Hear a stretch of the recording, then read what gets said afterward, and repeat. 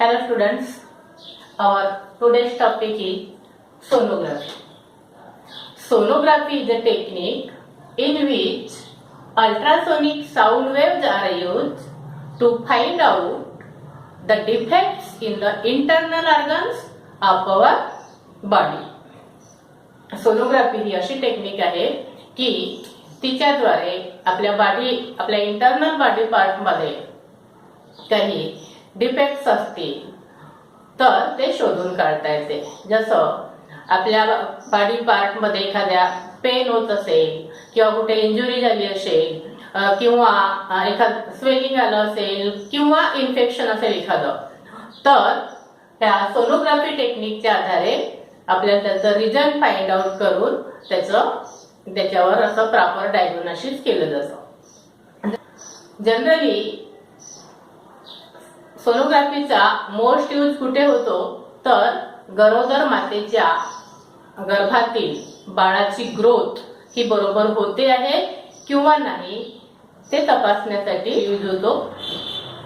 तर अशा प्रकारे ही सोनोग्राफी टेक्निक आहे. तर ह्या टेक्निक कशी काम करते ते आपण बघू थोडक्यात. तर यामध्ये दोनच इम्पॉर्टंट थिंग आहे, एक प्रोब आणि दुसरा आहे जेल. तुमच्या टेक्स्टबुक मध्ये सोनोग्राफीची मशीन कशी आहे ती दाखवलंय बघा. हे आहे सोनोग्राफी मशीन आणि हे जे आपण जे काही इंटरनल ऑर्गनचे इमेजेस आहेत त्या स्क्रीनवर अशा प्रकारे दिसतात आणि मध्ये हा प्रोब. तर हा प्रोब हा एक डिव्हाइस आहे, असा लांबुळक्या आकाराचा डंबेल शेप डिव्हाइस आहे, दिसते. तर या प्रोबचं काम काय आहे ते बघू आपण. तर probe transmitted ultrasonic sound waves and collected reflected sound. तर प्रोब काय करतो, जसं आपण सोनार टेक्नॉलॉजी मध्ये पाहिलं होतं की सोनार टेक्नॉलॉजी मध्ये एक ट्रान्समीटर असतं, दुसरा रिसिव्हर असतं. Transmitter ultrasonic sound wave transmit करतो आणि रिसिव्हर रिसीव्ह करतो, बरोबर आहे. तर त्याच प्रकारे इथे प्रोब हा दोन्ही काम करतो, ट्रान्समीटर आणि रिसिव्हरचं दोन्ही काम प्रोब एकटाच करतो. तर probe transmitted highly intensive are high frequency ultrasonic sound wave and these sound waves reach up to the internal organs of our body and reflected from that organs, and reflected sound waves also collected by probe. Probe काय करतो, ultrasonic sound wave transmit करतो आणि ते आपल्या बॉडीच्या internal organ पर्यंत जाऊन तिथून रिफ्लेक्ट होऊन परत हा प्रोब कलेक्ट पण करतो. आणि हा प्रोब एका कॉम्प्युटरला जोडलेला असतो आणि मग त्याद्वारे आपल्या बॉडीच्या इंटरनल पार्टच्या ज्या काही इमेजेस आहेत त्या कॉम्प्युटरच्या स्क्रीनवर दिसतात. ठीक आहे. आता दुसरा इम्पॉर्टंट पार्ट आहे ते जेल. जेल म्हणजे काय, तर जेल हा असा चिकट असा लिक्विड आहे. जेल माहिती आहे तुम्हाला. तर हा जेल काय करतो, जेलचं फंक्शन काय आहे, gel makes proper contact between skin and probe. जसं आपल्या एखाद्या बॉडी पार्ट्स मध्ये पेन होत आहे, फॉर एक्झाम्पल पोटात दुखत आहे, तर मग आपल्या पोटावर स्किनला असं हे जेल लावतात आणि मग त्यावरून हे प्रोब असं फिरवलं जातं.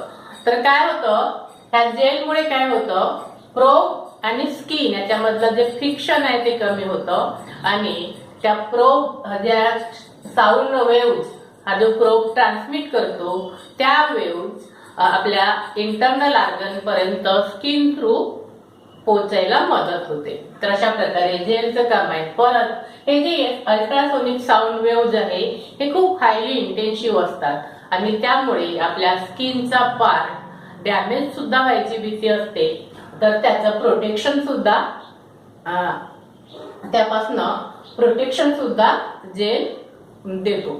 तर अशा प्रकारे ही पेनलेस अशी टेक्निक आहे आणि त्याच्या आधारे डॉक्टर आपल्याला झालेलं रोगाचं प्रॉपर असं डायग्नोसिस करतात. ठीक आहे.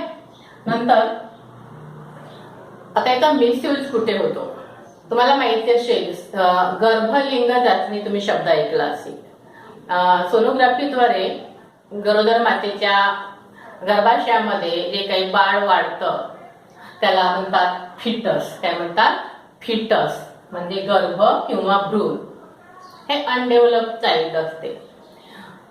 तर त्याची ग्रोथ आणि गर्भाशयाला शब्द आहे वाम किंवा युटेरस. तर sonography use to study the growth of fetus in the womb of pregnant mother. But misuse of this म्हणजे याचा मिसयूज कसा होतो तर गर्भ हा जो फिटस आहे त्याची ग्रोथ तर कळतेच पण त्याचा लिंग सुद्धा ह्या सोनोग्राफी टेक्निकद्वारे कळतो की तो पोटात वाढत असलेला गर्भ हा पुरुष आहे, मुलगा आहे की मुलगी आहे. आणि मग मुलगी असेल तर ॲबॉर्ट करण्याचे प्रकार होतात. कायद्याने याच्यावर तुम्हाला माहिती असणं आवश्यक आहे. कायद्याने या प्रकारावर बंदी घातली आहे तरी काही लोक छुप्या मार्गाने असं करतात.